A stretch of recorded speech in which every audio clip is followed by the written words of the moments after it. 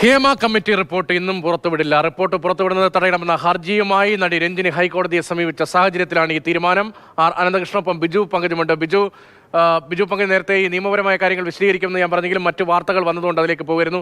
ബിജു, ഈ നിയമപരമായ സാധ്യത എത്രത്തോളം ഉണ്ട് ഇങ്ങനെ ഒരു കമ്മിറ്റിക്ക്? സാധാരണ ഈ നിയമപരമായ ബൈൻഡിങ്ങുള്ള കമ്മീഷനുകൾ, ആ കമ്മീഷനുകൾ ആളുകളെ വിളിച്ചു എത്തുകയും മൊഴിയെടുക്കുകയും ഒക്കെ ചെയ്യുന്നത് നമ്മൾ സോളാർ കേസിലടക്കം കണ്ടിട്ടുള്ളതാണ്. ഈ കമ്മിറ്റിയുടെ നിയമപരമായ സാധ്യത എത്രത്തോളമാണ്? ഈ റിപ്പോർട്ടിന്റെ തുടർച്ച നിയമപരമായി എത്രത്തോളം മുന്നോട്ട് കൊണ്ടുപോകാൻ കഴിയുന്ന ഒന്നാണ്? ഒന്ന് രതീഷ്, ഈ റിപ്പോർട്ട് പുറത്തു വരരുത് എന്നാണ് പലരും ആഗ്രഹിക്കുന്നത്. ഒരുപക്ഷെ സർക്കാരും ആ കൂട്ടത്തിൽ നമുക്ക് വേണേപ്പെടുത്താം. കാരണം ഈ റിപ്പോർട്ട് പുറത്തുവിടുന്നതിന് തടസ്സമില്ല. അതായത് ഈ റിപ്പോർട്ട് പുറത്തുവിടരുതെന്ന് വിവരാവകാശ കമ്മീഷൻ്റെ പുറത്തുവിടാനുള്ള തീരുമാനം വന്നതിന് ശേഷം സജിമോൻ പാറയിൽ എന്ന് പറഞ്ഞൊരു നിർമ്മാതാവാണ് ആദ്യമായിട്ട് ഹർജിയായിട്ട് ഹൈക്കോടതി പോകുന്നത്. ആ ഹർജി ഹൈക്കോടതി തള്ളി.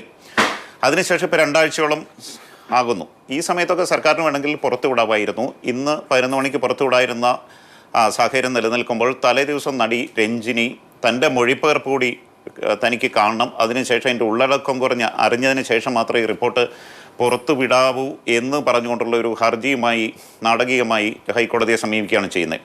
വാസ്തവത്തിൽ ഈ രഞ്ജിനിക്ക് വേണമെങ്കിൽ ഈ ദിവസങ്ങളിലൊക്കെ ഇത്രയും കാലയളവ് ഉണ്ടായിരുന്നു. ഇത്തരം കാലയളവിലൊക്കെ അവർക്ക് വേണമെങ്കിൽ ഇങ്ങനെയൊരു ആവശ്യമായിട്ട് മുന്നോട്ട് വരുമായിരുന്നു. പക്ഷേ ഇത് റിപ്പോർട്ട് പബ്ലിഷ് ചെയ്യുന്നതിൻ്റെ തലേ ദിവസം ഇത്തരം ഒരു ഹർജി എന്തുകൊണ്ട് നടി സമർപ്പിച്ചു എന്നുള്ളതൊരു ദുരൂഹമായി നിലനിൽക്കുന്ന ഒരു കാര്യമാണ്. 2, ഈ ഹർജി തന്നെ നിലനിൽക്കുമോ എന്നുള്ള കാര്യത്തിലാണ് തിങ്കളാഴ്ച ഡിവിഷൻ ബെഞ്ച് കേസ് പരിഗണിക്കുക. Justice Muhammad Mushtaq, justice S Manu എന്നിവർ ആദ്യ കേസായിട്ട് ഇത് പരിഗണിക്കുന്നുണ്ട്. പക്ഷേ രഞ്ജിനി സമർപ്പിച്ച ഹർജിയിൽ ഈ റിപ്പോർട്ട് പബ്ലിഷ് ചെയ്യരുതെന്നുള്ള ഇടക്കാല സ്റ്റേയോ ഒന്നും ഒരു കോടതി ഇടപെടലോ ഉണ്ടായിരുന്നില്ല. സർക്കാരിന് വേണമെങ്കിൽ ഇന്നത് പബ്ലിഷ് ചെയ്യാമായിരുന്നു, കാരണം അത്ര വലിയ കാര്യമൊന്നും ആയിരുന്നില്ല. പക്ഷേ ഈ റിപ്പോർട്ട് പുറത്തു വരരുതെന്ന് സർക്കാരും ആഗ്രഹിക്കുന്നുണ്ട്, അല്ലെങ്കിൽ സിനിമാ മേഖലയിലെ പലരും ആഗ്രഹിക്കുന്നുണ്ട് എന്ന് വേണമെന്ന് നമുക്ക് വിലയിരുത്താം. കാരണം ഹൈക്കോടതിയുടെ ഇടക്കാല സ്റ്റേ ഇല്ലാത്ത സാഹചര്യത്തിൽ എന്തുകൊണ്ട് ഇത് പബ്ലിഷ് ചെയ്തുകൂടെ? കാരണം ഇപ്പോൾ വനിതാ കമ്മീഷൻ അടക്കം ഇതിനകത്ത് ഇപ്പോൾ പല സ്റ്റേറ്റ്മെൻറ്റുകൾ വരുന്നു, ഇത് പബ്ലിഷ് ചെയ്യുന്നതിന് തടസ്സമില്ല, പബ്ലിഷ് ചെയ്യേണ്ടതാണെന്നുള്ളത് കാര്യത്തിൽ. അപ്പോൾ ഇതിനകത്ത് ഈ റിപ്പോർട്ട് പുറത്തു വരാതിരിക്കാൻ, ഇത് വെളിച്ചം കാണാതിരിക്കാൻ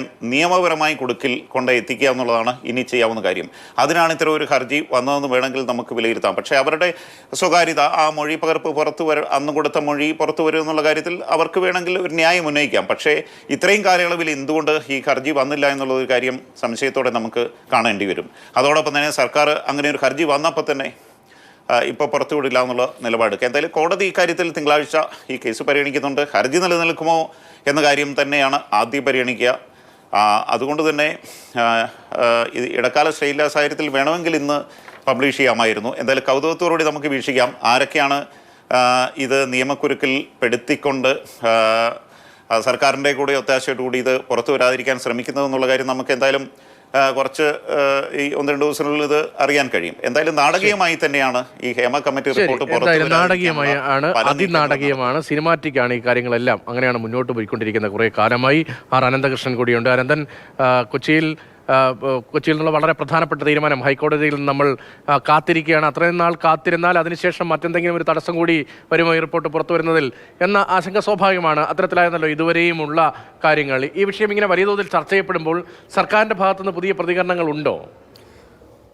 രതീഷ്, നമ്മളിപ്പോൾ മന്ത്രി സജി ചെറിയാൻ്റെ ഒരു പ്രതികരണം പ്രതീക്ഷിക്കുന്നുണ്ട്. ഏതായാലും മന്ത്രി ഇപ്പോൾ പറയാൻ പോകുന്നത് നമുക്കറിയാം. നേരത്തെ തന്നെ പറഞ്ഞ ഒരു നിലപാട് തന്നെയാകും. ഈ റിപ്പോർട്ട് പുറത്തുവിടുന്നതിൽ സർക്കാരിന് യാതൊരു എതിർപ്പുമില്ല, ഭയവുമില്ല എന്നായിരിക്കും. പക്ഷേ നിലവിൽ സർക്കാരിൻ്റെ കളികൾ കാണുമ്പോൾ സ്ത്രീ സൗഹൃദ സർക്കാർ, സ്ത്രീ സുരക്ഷ ഉറപ്പുവരുന്ന സർക്കാർ എന്നൊക്കെയുള്ള ആ നിലപാടിൽ നിന്ന് സർക്കാർ പിന്നോക്കം പോകുന്നുണ്ടോ, അല്ലെങ്കിൽ അത്തരം ഒരു നിലപാടിന് കോട്ടം തട്ടുന്നുണ്ടോ എന്നുള്ള സംശയമാണ്. കാരണം ഇത് 2ാം തവണയാണ് ഹേമ കമ്മിറ്റി റിപ്പോർട്ട് പുറത്തുവിടാതെ സർക്കാർ മുങ്ങാങ്കുഴിയിട്ട് പൊങ്ങുന്നത്.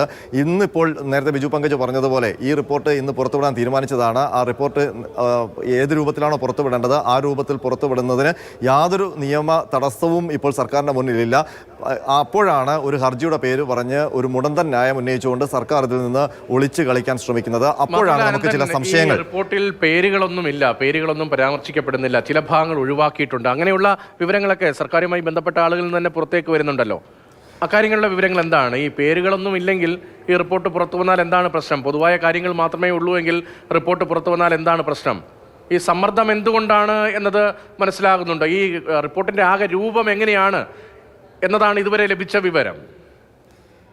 രതീഷ്, ഈ ഹേമ കമ്മിറ്റി റിപ്പോർട്ടിൻ്റെ നടപടികളെല്ലാം പൂർത്തിയാക്കി ഈ റിപ്പോർട്ട് സർക്കാരിൽ സമർപ്പിച്ചപ്പോൾ തന്നെ ഇതൊരു വലിയ ബോംബാണ്, മലയാള സിനിമാ രംഗത്തെ മുച്ചൂട് മുടിക്കാൻ കഴിയുന്നൊരു ബോംബാണ് എന്നുള്ള ചില സംശയ പ്രകടനങ്ങൾ അല്ലെങ്കിൽ ചില അഭ്യൂഹങ്ങളൊക്കെ നേരത്തെ തന്നെ പരന്നിരുന്നു. പലർക്കുമെതിരെയുള്ള ആരോപണങ്ങൾ, അതായത് മലയാള സിനിമയിലെ വൻമരങ്ങളെ കടപുഴക്കാനും വലിയ വിഗ്രഹങ്ങളെ തകർക്കാനും ശേഷിയുള്ള ആരോപണങ്ങൾ ഈ റിപ്പോർട്ടിലുണ്ട് എന്നുള്ള അടക്കം പറച്ചിലുകൾ നേരത്തെ ഉണ്ടായിരുന്നു. ഇപ്പോൾ അതൊക്കെ ശരിവെക്കുന്ന രീതിയിലാണ് സർക്കാരിൻ്റെയും അതല്ലെങ്കിൽ ഈ റിപ്പോർട്ട് പുറത്തുവിടുന്നതിൽ ഉള്ള ഒരു ഒളിച്ചുകളിയും കാണുമ്പോൾ തോന്നുന്നത്. അപ്പോൾ ആരെയാണ് സർക്കാർ ഭയക്കുന്നത്? ഈ റിപ്പോർട്ട് പുറത്തുവിടുന്നതിന് പിന്നിൽ ദുരൂഹമായ ചില ഇടപെടലുകൾ അല്ലെങ്കിൽ അദൃശ്യ ശക്തികൾ അതിൻ്റെ പിന്നിൽ പ്രവർത്തിക്കുന്നുണ്ട് എന്ന് സംശയിക്കാവുന്ന നിലപാടിലേക്ക് തന്നെയാണ് ഇപ്പോൾ സംശയങ്ങളൊക്കെ തന്നെയാണ് ബലപ്പെടുന്നത്. അതിനിടയിലാണ് ഇതിൻ്റെ ഉള്ളടക്കവുമായി ബന്ധപ്പെട്ടുമൊക്കെ പലവിധ ചർച്ചകൾ, കഥകളൊക്കെ പറഞ്ഞു കേൾക്കുന്നത്. ആർ അനന്തകൃഷ്ണൻ, ബിജു പങ്കജുമാണ് വിവരങ്ങൾ നൽകിയത്. തിരികെ തമ്മിൽ